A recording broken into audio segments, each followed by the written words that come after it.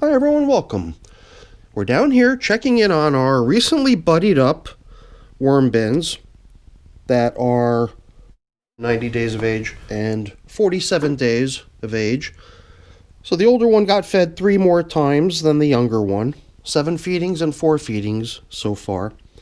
And their population estimates are listed here. And then they start getting some common information here. This little letter G I scribbled in represents these gourds that were fed to both systems soon after they got buddied up, and those gourds are going to take some time, so I figured let's put a counter on them. We can start seeing how much time it takes for those to break down. And then over here in the older system, we've also got a little elusive piece of material, a cork, that we haven't really seen much of lately, but we never really go out of our way to try to find it either. And then you might be wondering, well, what about this thing sitting up here on top, the bin within a bin? And well, I was going to almost exclude it, but that's, as you can see, the same age as the younger bin that's below it, and very small population, 126 worms. It's a system that was set up to be a breeding bin. To me, I mean, even in the last video, I was sort of acknowledging how, to me, it seemed like that wasn't quite working, but and it's long overdue as far as the amount of time that would have been normally allotted to one of those, so that might be coming to an end soon. So I think my main reason for coming in here to feed them today was because these guys both got the half of a papaya last time we checked in here 11 days ago, and I'm just curious to barge in and see how they're doing. So I'm going to kind of use this as a feeding opportunity, very little. I don't think we're going to have to give them much, but I do want to give them bedding. So that's one thing we could definitely take care of today that's going to be of good value. So let's get a glove on, get these systems up on the bench, and get to work. So yeah, some of you might have noticed the high number of feedings that went into the so-called breeding bin, and that was only because, you know, every 4 or 5 days on average would have been the interval between feedings here. It was actually 3 days in the beginning, and then I decided I was just going to almost abandon the whole breeding effort here, and at that point the intervals between feedings definitely increased. So like the last time I was in here was 5 days ago, and that was 6 days after the last check-in. That was 11 days ago. And last time too, I made reference to how I had sort of piled everything up into a small footprint area, and I think one of the aspects of a breeding environment is that the material be shallow, and so that was one thing I definitely paid close attention to last time I checked in here. I was pretty generous with the moisture, and the plastic covering it has been keeping the moisture in here quite nicely. The sump underneath is holding some of the drippings that went through, because this is one of my few perforated containers. And you know, like I said, I'm at this point just more fascinated by the size of the worms in this system, because I never run systems this wet, but this was definitely sort of a little experimental space where I could even set up a way to be overly damp with the waterings and the moistenings, but then have excess moisture just go down through the holes. So here I was just completely going overboard with moisture, and the worms that populate this little puny system here are all just so plump and juicy and fat that I'm just wowed by them, you know. Because this is just something I don't really see in many of my systems, and it could very well be because I'm running my bins with an insufficient amount of moisture content. So you can imagine these worms are probably very happy. Good, look at that, finally. Ta-da! A pair of mating worms, and I feel really bad about interfering with that. But I mean, that was the whole idea, and that's the first time in 47 days I've seen that in here. And, you know, along that same theme, like I said during the last check-in, I've seen none of that. I've seen none of the cocoons that would be the result of that. And whatever, you know. So, I mean, that just to me says something's going on that's turning them off to a certain degree from doing that, but clearly not preventing them from doing it, because there was an active example of what I'm striving for in here. So, you know, at some point these 126 or so worms will just have to get returned to their parent population, the younger of the two buddy bins. But for now, I'm just treating this more as a interesting, not so much breeding experiment, but something that gives me a little bit more insight into what happens when you give the worms way more moisture than they probably need. So it's like spa day for these little wormies and all this moisture. So whatever, I'm still treating this as another feeding and check-in. And as you see, I'm adding moisture even though it clearly doesn't need any. In a way, I'm just treating this as a reason to dispense a little dampness down onto my glove sometimes too, so I can knock off those things that really belong in the bin and leave them here instead of carry them off of my glove, but that's plenty. Let's finish with these little guys. You get the idea in terms of where this stuff is headed. I don't think this is really headed towards a successful breeding experiment per se, but it has kind of captured my attention just because of the way the worms look so plump and healthy and chubby. So that's probably the main reason I'm continuing with this thing. So let's get the buddy bins out here and take care of getting them fed. And what I'm really interested in is seeing how that papaya is coming along. This should be interesting. So before starting, I thought to myself, what could I do to help harmonize things here? And I noticed how the younger system was already sporting this fancy top covering of a cardboard shade. So I found a nice piece of pizza box here that should do nicely for this system over here. Plastic coverings or bubble wrap over here in the older system, and just a plastic bag in the younger system. And I'll admit I'm very curious to see what type of a response this papaya got, because it's just something I never feed, but just from the look of this thing, it was like the size of a football. I mean, I don't know, maybe not the size of a real full-size professional football, maybe like a Nerf toy football or something, but still, it seemed like a substantial feeding. So, I mean, just in terms of what I was expecting to see, I was expecting to see like a huge trench of just, you know, a vacuum forming around that huge piece of juicy fruit. But who knows, you know, sometimes things don't quite work the way you expect them to. So let's dig in. Here's the gourd that this system has. There was this whole idea when I saw the Plant Obsessed channel where Anne had taken gourds and threw them into her worm bins. And she had a whole bunch of them, and I had these three. So one of them went in here whole, and then that one got a whole gourd as well. Oh, here it is. And then another one, a third gourd was broken into two pieces, and this is a piece of that broken up gourd. And right down the middle now, we should be approaching the spot where that papaya was dropped in. So I'm just encountering various things as I go. This is clearly a piece of coffee filter, one that I guess we must have recently replaced, because the one that was on there when we first arrived I took off and set aside, and we're going to use it when we get back in here and start covering things up. So I see pink. This is the color. Oh, now I'm remembering. See how this piece of fruit, the shape of it, points up? So I took one of the halves, pointed the exposed fruit up with the shell or the skin, whatever, facing down.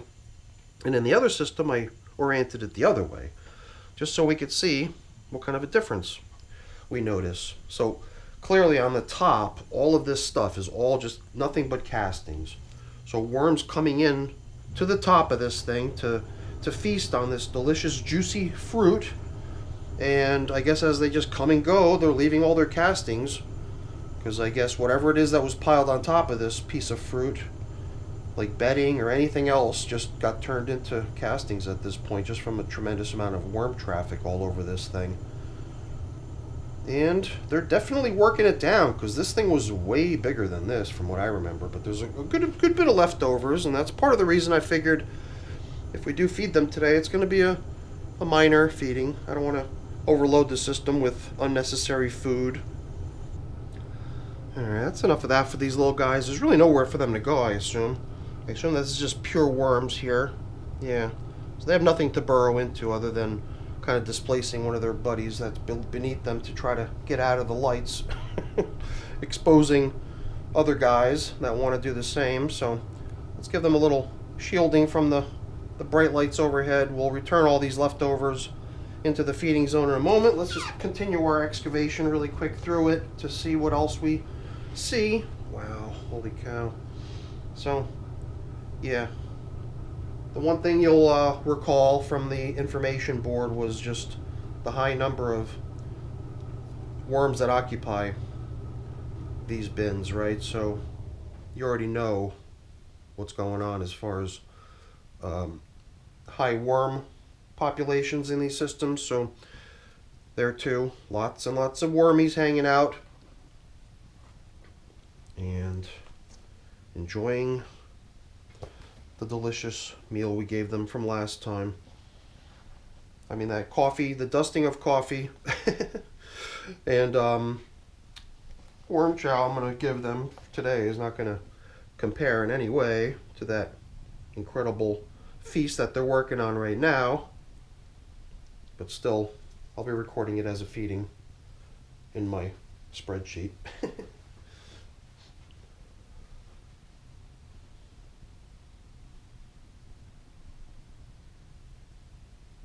So now, in keeping with the whole idea of this feeding being very bedding focused, I'm going to grab half of a yellow napkin here. And yellow napkins have just been getting a lot of attention around here lately, but don't be mistaken, I've got an equally huge number of other colors too. And they'll be making appearances as well. So I figured today might be a good day to finally break out some of the other colors other than just constantly harping on the yellows.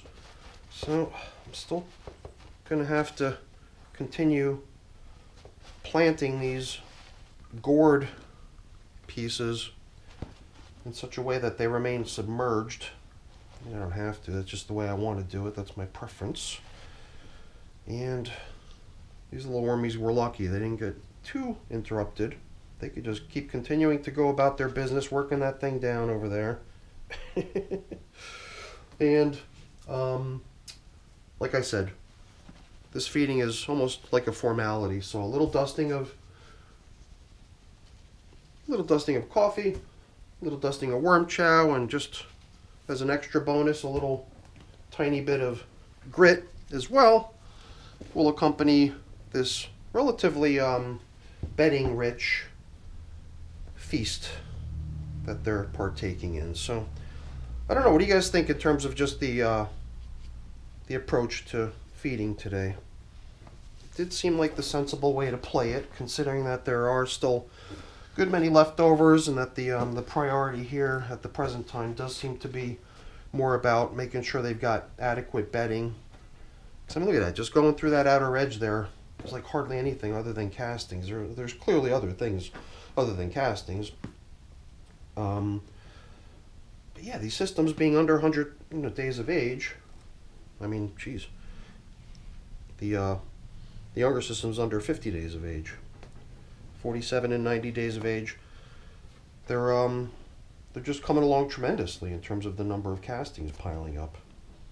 Well, you'll remember the worm count in these things. These are heavily populated systems, that's for sure. So now we're on to maybe a little bit of a cookie cutter approach, unless we find ourselves just compelled to gawk at the spectacle. But we already kind of, I hopefully got it out of my system, but I don't know.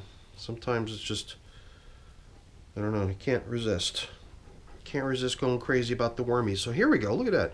This was the upside down one, or I mean, if that's the right way to think of it in terms of orientation. And there's all that fruit that was facing down, so worms trying to go for that stuff would have had to come at it from below. And here's some yellow napkin, not too surprising, kind of in a jumble. So it almost seems like this would be the place to find a nice worm party happening. Wow, it feels so weird pouring through my fingers. Look at them all. Oh, wow. I'm not going to hover in the middle. I don't want to drop any down that crack. I do have to gawk at these at least for a minute or two. Oopsie doopsie, I ran out of space on the SD card in the video camera. So I'm sitting here gawking at worms, and then all of a sudden I hear the camera beeping away at me, and the red indicator showing me that I'm out of space on my storage. So, wow. Yeah. This system is estimated to have over 4,000 worms living in it. And, I mean, I don't know. I try not to use the middle of the screen for these sort of things too much, just for fear of having worms drop down and sneak in between the cracks. Not even the cracks, but the space, the gap in between the bins. Alright, we're going to cut this one short because we do have some wormies going the wrong way. There was one guy who dropped off over there and he went the right way. I didn't worry about him, but I think, you know, we should just get on with the business at hand here. The whole idea of today's check-in was gawk. Just gawk, and that was what we did. Because I've never fed papaya, I don't think. And if I have, then it certainly didn't stick in my mind like this. Because to have this entire massive juicy fruit. Then even in the comments to the last video, people were commenting about, you know, their experiences feeding the stuff to their worms and how the worms really like it. So that got me kind of juiced up, thinking that this should be a fun check-in if we time it right and we don't come back too late and find that the papaya has already been completely consumed. So I think we timed it good.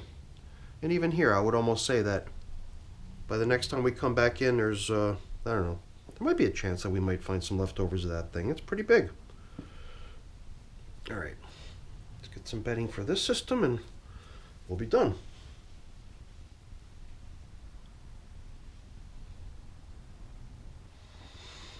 Alright, same story here. A little bit of yellow, just because it seems to be tradition around here to have yellow. But that's not all we have, because we have white as well. And I have a feeling that this theme is going to go on for a little while longer. I was looking at the number of... Ooh, this thing's got some weight to it. I was just looking at the number of these napkins that I've still got left to get rid of, and I mean, we've been real generous with these things. We've been handing them out like candy, and the worms have been doing a really great job working the stuff down for us.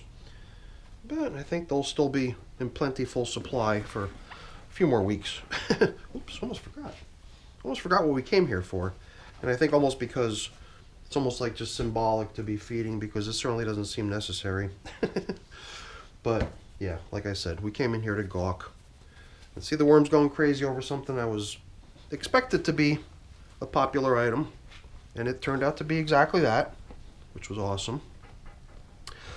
And slowly, after we've gotten this system restored to the way we found it, and then we go ahead and we add cardboard top, we will be just that much closer to these two systems being in harmony with one another. There'll always be that initial worm count difference between the two systems in terms of how many they were launched with, and obviously their ages and number of feedings they've had over time. But you know, I think if we keep treating them very similar to each other, they'll eventually sort of start to almost look like brother bins, twin bins, whatever you want to refer to them as. So that was a fun check-in. Totally totally unnecessary in a way, but I think we even kind of acknowledged the fact that we were definitely curious to see how that large piece of fruit that they got last time would be received. And I think our I think our predictions were pretty much on the money in terms of how the worms like this stuff. They obviously love it a lot because they were just all over that stuff. So much so that now 21-day-old cantaloupe melon rinds, I still saw signs of that remaining here as leftovers too. Although to be fair, they've done a really nice job on that too, stripped clean of all the melon. It was really just that tough outer skin that always takes a long time anyway, a long time to break down anyway. So that was a flying insect. A lot of times I would react to that by bringing out my mosquito dunks, but I'm not going to react. I am going to keep an eye out though, because I don't know, I haven't seen flying insects around lately, but if they start showing up, it's time to react. So that's it for the video, everyone. Hopefully you enjoyed it. If you did, as always, please don't forget to leave me a quick thumbs up before you go. That's always really appreciated. And if you haven't done so already, please also consider subscribing to the channel. That's very much appreciated as well. All right, everyone, have a great day. Thanks for watching. Bye now.